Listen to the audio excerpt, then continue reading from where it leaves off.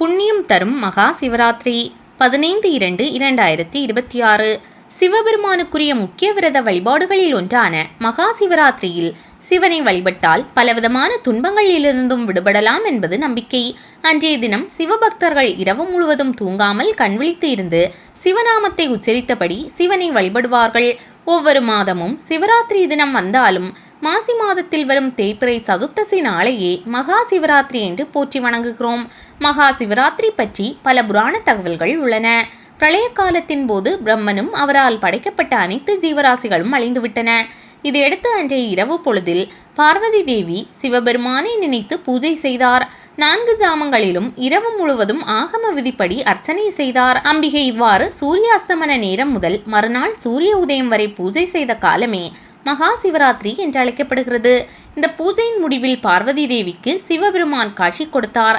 அவரிடம் சிவராத்திரி அன்று சூரியன் மறைந்தது முதல் மறுநாள் காலை சூரியன் உதயமாகும் வரை தங்களை பூஜை செய்பவர்கள் யாராக இருந்தாலும் அவர்களுக்கு எல்லாவிதமான பாக்கியங்களையும் தந்து முடிவில் மோட்சத்தையும் அளிக்க வேண்டும் என்று பார்வதி தேவி வேண்டினாள். சிவபெருமானும் அப்படியே ஆகட்டும் என்று அருள் புரிந்தார்.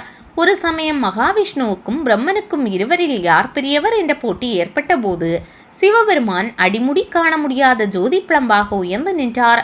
அதில் ஈசனின் முடியையோ அடியையோ காண்பவர்களே பெரியவர் என்று சொல்லப்பட்டது. இதையடுத்து பிரம்மதேவன் அன்னப்பறவை உருவம் கொண்டு முடியை தேடியும் மகாவிஷ்ணு வராக உருவம் கொண்டு பாதாளத்தை தோண்டியபடி ஈசனின் அடியை தேடியும் புறப்பட்டனர். இந்த கோலத்தையே லிங்கோத்பவர் கோலம் என்பார்கள். மகா சிவராத்திரி நாளில்தான் இந்த திருக்காட்சி காண கிடைத்தது என்கிறார்கள். கிருத யுகத்தில் துர்வாச முனிவர் தனக்கு மகாலட்சுமி அளித்த மாலையை இந்திரனுக்கு கொடுத்தார். அதை இந்திரன் தன் வாகனமான ஐராவதத்தை வாங்க சொல்ல யானையோ அந்த மாலையை அலட்சியமாக வாங்கி காலில் போட்டு மிதித்தது. இதனால் கோபம் அடைந்த துர்வாச முனிவர் இந்திரன் தன் செல்வத்தை இழந்து போவான் என்று சபித்தார். செல்வத்தை இழந்த இந்திரன் பிரம்மதேவரிடம் சென்று முறையிட்டு இழந்த செல்வத்தை பெற முயற்சித்தான். அதன்படி இந்திரன் பூஜித்த காலமே மகா சிவராத்திரி என்கிறார்கள். தேவர்கள் அமிர்தம் வேண்டி மந்தார மலையை மத்தாகவும் வாசுகி பாம்பை கயிறாகவும் கொண்டு பார்க்கடலை கடைய முற்பட்டனர். ஆனால் தேவர்களால் பார்க்கடலை கடைய முடியவில்லை. எனவே துணைக்கு அசுரர்களை அழைத்தனர். அவர்களும் தேவர்களும் சேர்ந்து திருப்பார்க்கடலை கடைந்தபோது ஆலகாலம் என்ற கொடிய விஷம் வெளிப்பட்டது. அதன் சக்தியால் அனைத்து உயிர்களும் வெப்பத்தில் துன்பப்பட்டன. இதை கண்டு பார்வதி தேவி பரமேஸ்வரனிடம் முறையிட்டார். உடனே பரமேஸ்வரன் அந்த ஆலகால விஷத்தை எடுத்து உண்டார். இதனால் மயங்கி சரிவது போலிருந்த நீலகண்டரை கண்ட தேவர்கள் பயந்து, சுவாமி தாங்கள் கண்விழித்து எங்களை காக்க வேண்டும் என்று பிரார்த்தனை செய்தனர். அவ்வாறு தேவர்கள் சிவபெருமானை பூஜித்த காலமே மகா சிவராத்திரி என்று அழைக்கப்படுகிறது. சிவராத்திரி விரதம். சிவராத்திரி விரதம் இருப்பதால் தெரியாமல் செய்த பாவங்களுடன் தெரிந்தே செய்த பாவங்களும் நம்மை விட்டு நீங்கும் என்பது ஐதீகம். சிவராத்திரி விரதத்தை யார் வேண்டுமானாலும் கடைபிடிக்கலாம். வருடம் முழுவதும் விரதம் மேற்கொள்வது, 100 அஸ்வமேத யாகம் செய்வது, பலமுறை கங்கையில் நீராடுவது ஆகியவை கூட ஒரு சிவராத்திரி விரதத்திற்கு ஈடாகாது. சிவராத்திரிக்கு முன்தினம் ஒருவேளை மட்டுமே சாப்பிட வேண்டும். சிவராத்திரி என்ற அதிகாலையிலே எழுந்து நீராடி சூரிய உதயத்தின் போது வீட்டில் பூஜை செய்ய வேண்டும்.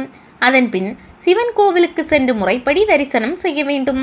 4 கால பூஜையிலும் கலந்து கொண்டு சிவபெருமானுக்கு நடைபெறும் அபிஷேகம் அலங்காரங்களை கண்டு கழிக்க வேண்டும். அப்போது இறைவனின் திருநாமத்தை தவிர வேறு எதையும் உச்சரிக்கக்கூடாது. இரவு முழுவதும் கண்விழித்து இருக்க வேண்டும். ஆலயத்திற்கு சென்றுதான் கண்விழித்து இருக்க வேண்டும் என்று கிடையாது.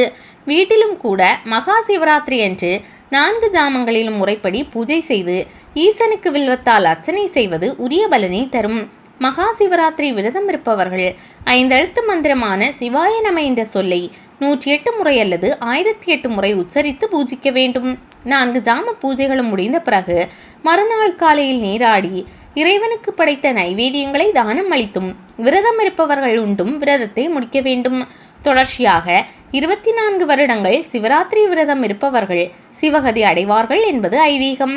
அத்துடன் அவர்களின் 21 தலைமுறைகளும் நற்கதி அடைந்து முக்தி அடைவார்கள். பல புண்ணியங்கள் செய்த பலன் கிடைக்கும் என்கின்றன புராணங்கள். சிவாலய ஓட்டம். கன்னியாகுமரி மாவட்டத்தில் மகா சிவராத்திரி தனித்துவமான முறையில் கொண்டாடப்படுகிறது. அன்றைய தினம் சிவபக்தர்கள் காவியுடை அணிந்து கையில் விசிறி ஏந்தி கோவிந்தா கோபாலா என்ற திருநாமத்தை உச்சரித்தபடியே 12 சிவாலயங்களுக்கு சென்று வழிபடுவார்கள். இதையே சிவாலய ஓட்டம் என்கிறார்கள். மகா சிவராத்திரிக்கு முந்தைய தினம் மாலையில் முஞ்சிறையில் உள்ள திருமலை மகாதேவர் கோவிலில் தொடங்கி திக்குறிச்சி, திருப்பரப்பு, திருநந்திக்கரை, பொன்மனை, பன்றிப்பாகம், கல்குளம், மேலாங்கோடு, திருவிடைக்கோடு, திருவிதாங்கோடு, திருப்பன்றிக்கோடு ஆகிய சிவதலங்களுக்கு சென்று இறுதியில் திருநட்டாலம் சங்கரநாராயணர் கோவிலில் நிறைவு பெறும். இந்த சிவாலய ஓட்டம் ஹரியும் சிவனும் ஒன்று என்னும் தத்துவத்தை உணர்த்தும் வகையில் நடத்தப்படுகிறது. வேடனின் பாவம் போக்கிய மகா சிவராத்திரி. முன்பொரு சமயம் வேடன் ஒருவன் காட்டில் வேட்டையாடி தன் குடும்பத்தை காப்பாற்றி வந்தான். ஒருமுறை காட்டில் வேட்டையாட சென்றபோது வேடனுக்கு எதுவும் கிடைக்கவில்லை. எனவே விலங்குகளை தேடி நீண்ட தூரம் காட்டிற்குள் சென்றான். அவ்வேளையில் வேடனை தாக்க ஒரு புலி பாய்ந்து வந்தது. இதனால் பதறிப்போன வேடன் அருகில் இருந்த மரத்தின் மேல் ஏறி அமர்ந்தான். இரவு முழுவதும் புலி அந்த மரத்தை சுற்றி வந்தது. வேடன் எதுவும் சாப்பிடாமல் இரவு முழுவதும் அந்த மரத்தின் கிளைகளை பற்றியபடியே இருந்தான். மறுநாள் பொழுது விடிந்ததும் வேடன் வீடு திரும்பினான். பல ஆண்டுகள் வாழ்ந்த அந்த வேடன் வயது முதிர்ச்சியால் இறந்தான். அந்த வேடனின் ஆன்மா யமலோகம் சென்றது. பல மிருகங்களை வேட்டையாடி வேடனின் பாவக்கணக்கில் எதுவும் இல்லை என்று சித்திரகுப்தன் சொன்னது யமதர்மனுக்கு அதிர்ச்சி அளித்தது. வேடன் செய்த புண்ணியம் என்ன என்று பார்க்க முன்பு புலிக்கு பயந்து வேடன் ஏறி அமர்ந்தது வில்வமரம் ஆகும். அன்றைய தினம் மகா சிவராத்திரி. பயத்தில் கைகள் நடுங்க கிளைகளை பற்றி இருந்ததால் அந்த நடுக்கத்தில் வில்வ இலைகள் உதிர்ந்து கீழே விழுந்தன. வில்வ இலைகள் விழுந்த இடத்தில் ஒரு பழமையான சிவலிங்கம் மண்ணில் புதைந்திருந்தது. மகா சிவராத்திரி என்று சாப்பிடாமல் வில்வ இலைகளை சிவலிங்கத்துக்கு அர்ச்சனை செய்த புண்ணியம் வேடனுக்கு கிடைத்தது என்பதை யமதர்மனும் சித்திரகுப்தனும் அறிந்தனர்.